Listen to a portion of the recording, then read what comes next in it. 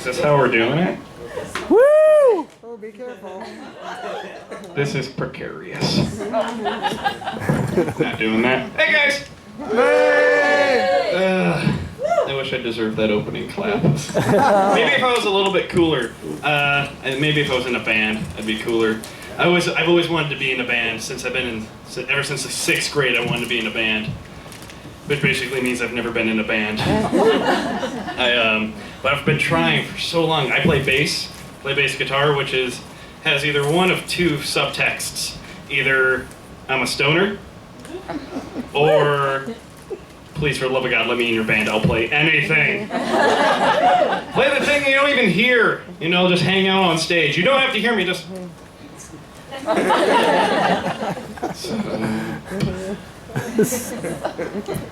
I'll be cool like that. Yeah. If I was in a band, though, it wouldn't really be one of the more popular ones. I don't want U2 fans, I want Bjork fans. That's what I'm thinking. Not because I want to be cool and quirky, I just want to feel like an actual artist for once in my life. Moment of silence. Anyways, but I want to write songs that they're not catchy. You have to have Google open at the same time when you're reading it. Like, I think this is irony, but I'm not sure. That's a rough line right there. And I think it's weird because I like those bands a lot, and I think that's actually probably the reason my girlfriend's dad likes me. Not because I actually treat his daughter with respect, but because I remind him of his college roommate. The guy that gets you into Bowie way too early. It's a party. Yeah. Yeah. I get weird around crowds. Luckily, I can't see any of you because of the blinding orb solaris right up there. So we're gonna be fine. But I get weird around crowds. A lot of times, like when I'm walking around Portland, I'll try to bypass them. I'll try to slither past. And the awkward energies for me trying to get past that crowd and me just being a freak metamorphosize my body into a dinosaur, and so as I try to get past them, I just become a...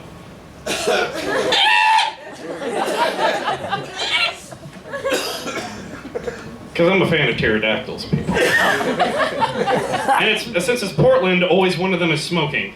And I'm one of those scumbags who has to hold his breath every time someone's smoking near them. So it ends up looking like...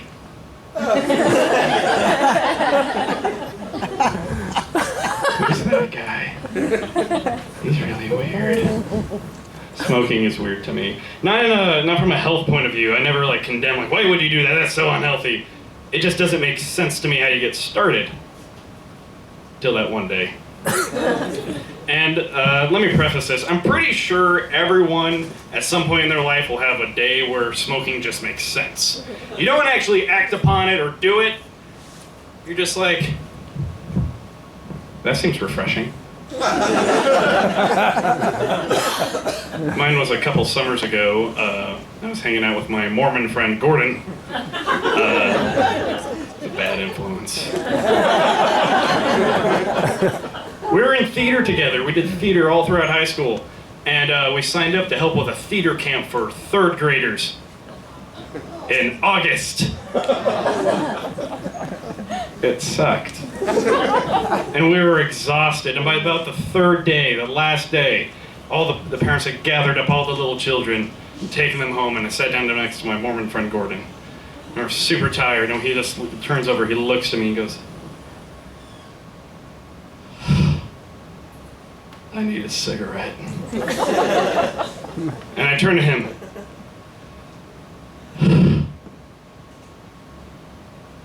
That sounds good. We didn't act upon this. We just kind of sat there in the park in agreement. This is a good thing. Christmas time, everybody. Christmas is it used to be my second favorite holiday. My first favorite holiday was Halloween for the longest time. Because I love all that spooky stuff, whether it's actually scary or not. I love Halloween. But then I took a German class. And then Christmas became my favorite again. Are you guys familiar with the myth Krumpis? Yeah. Some of you might know about it because the movie just came out. I knew about it because I took German in high school, and one of the first things they teach you when it becomes Christmas time in Germany is the Krampus legend, and it's my favorite thing on this planet. For those of you unfamiliar with the Krampus legend, the American Santa Claus comes into your house, eats your cookies, leaves some presents, but if you're naughty, he leaves some coal. In Germany, Santa comes in, eats some treats, leaves some presents, and if you're naughty, he marks you for death. He leaves. He doesn't do anything for you if you're naughty. His evil Satan brother Krumpis comes, puts you in a bag, beats you with a stick, throws you into a cage made of bones, and then eats you. Christmas.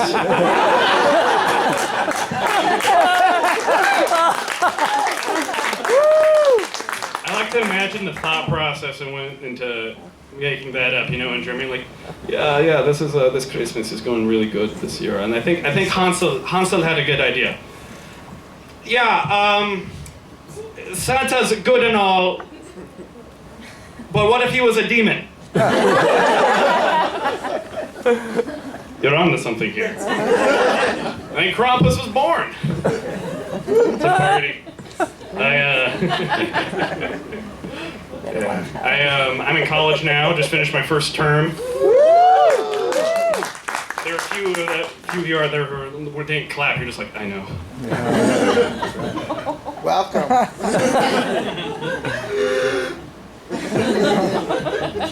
It's a party, actually. It's much better than what I was doing before. When when you're in college and like people hear you're in college and they come up to you like, hey, so what are you doing? Why are you going to college? The answer they're looking for is, what's your major? What are you trying to do?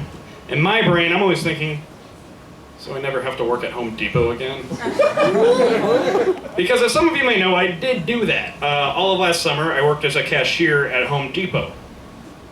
What they don't tell you is that working as a cashier is basically small talk and fast math, the job. Jake is bad at fast talk and small math. Job the. I'm gonna be honest, that was just a brain fart. I didn't mean to do that as a joke. It was good.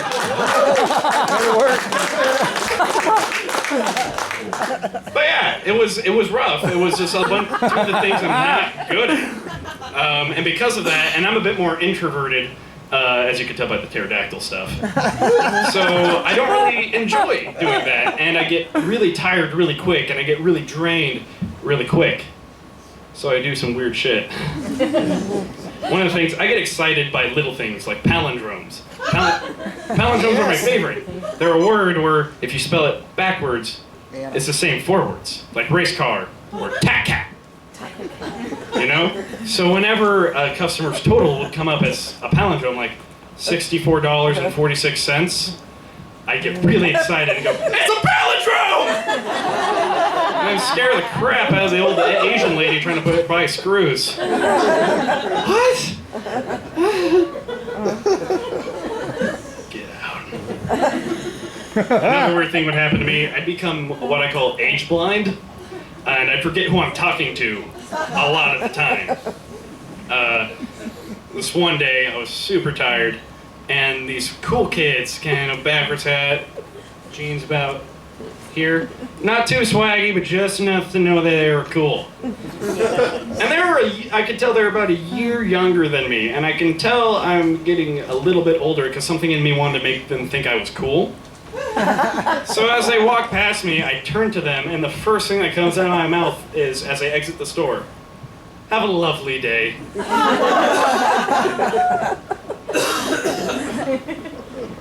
It's an old talking to...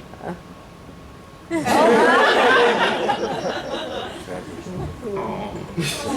Same day, a little bit later, I was working, and this old woman comes in, with a little purse. She's just looking at some flowers, and I turn to her and go,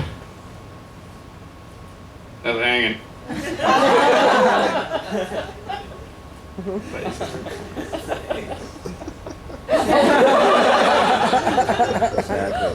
Exactly. I've been working on my superpowers lately. Gonna bring that back, babe. If Marvel Comics and evolution have taught me anything, is that there are trains outside. Woo! Trains are cool. Let's appreciate this for a second. Some good train noises.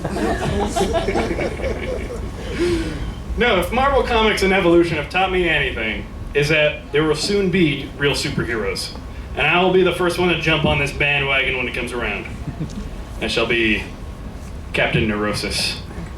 Master of paranoia, able to incite anxiety attacks in one fell swoop. I've been trying to plan out what it'll be like when it comes around, starting with the costume. I'm not thinking I'm going to be looking too cool. I'm thinking just initially start with some layers of Under Armour, and then some bicycle equipment, and sweats. I don't want to be cool when I'm fighting crime. I want to take a nap after I thwart evil. I want to be cozy. My arch enemy. I don't think my arch enemy would be to take over the world type of guy. He'd probably be more of just a douchebag. You know, just some frat kid named AJ. AJ and I would do battle on college campuses everywhere. Be trying to thwart his never-ending stream of peer pressure. We'd fight, probably not just at college campuses, but like weird places, you know? It's like an Outbacker. I got you. I tried to imagine what our battle would be like once we actually finally clash, me and AJ. AJ and I have an English teacher for our mom, so. When we finally clash, so opening first, drive up to the Outback, see AJ and his goons hanging out there, combat roll out of my Ford Focus like so, just.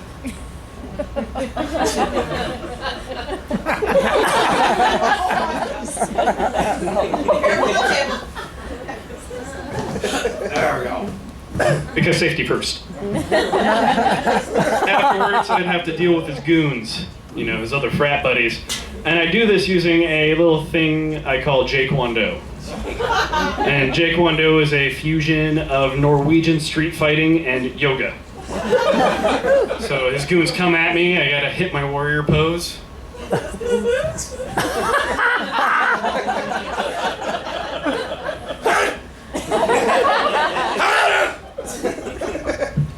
The point of Jae-Kwon-Do isn't to incapacitate your opponents, it's to make them quit before they can hurt you. Does the trick just right. Once those guys are taken care of, it's on the AJ, and I take care of AJ with a little something I call the clever girl. Some of you kind of know where that's coming from. That's a quote from Jurassic Park. They said fan of dinosaurs. And the clever girl is when I begin acting like a velociraptor to make people go away. And to preface this, I've actually done this in public before. My friends, it's kind of become my universal signal of, please help me, there's too many people around me. So my friends will see I'm having issues, like, Jake, you doing okay? And I'll turn to them, just...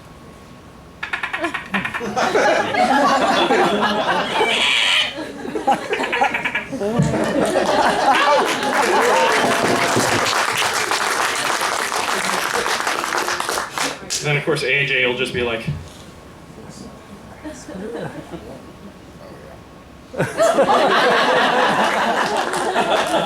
thank you so much.